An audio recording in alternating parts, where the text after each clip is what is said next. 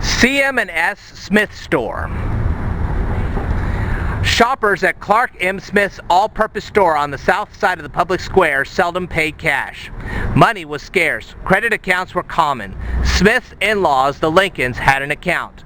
After her husband lost the Senate race to Stephen Douglas, Mary Lincoln launched herself into a therapeutic spending spree, buying silk and fancy trimmings for a new dress. Routine purchases included boots and hats, chickens and eggs, pocket knives and wood, salt for making ice cream, cinnamon and sugar. Lots of sugar. At the time, sugar was touted as the most nourishing substance in nature. Mary Lincoln certainly nourished her family.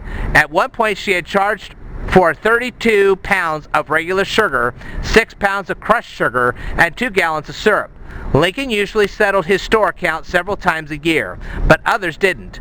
The year Lincoln ran for president, Smith announced he would no longer keep accounts for customers. Henceforth, his store would be an exclusively cash and produce business.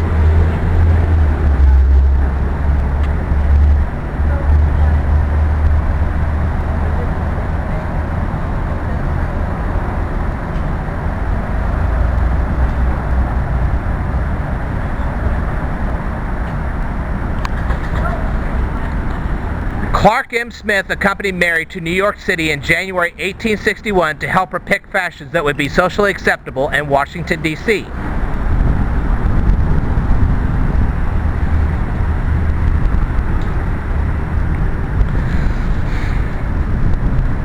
As president-elect, Lincoln found it difficult to get away from the press of well-wishers and office seekers. Desperate to find a place where he could work undisturbed in his important first inaugural address, he received permission from his brother-in-law to use a back room on the 3rd floor of the store.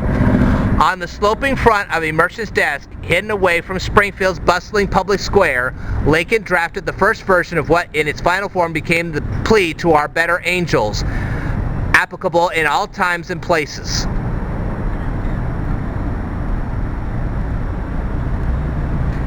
Why should there not be a patient confidence in the ultimate justice of the people? We are not enemies, but friends. We must not be enemies. Though passion may have stained, it must not break our bonds of affection.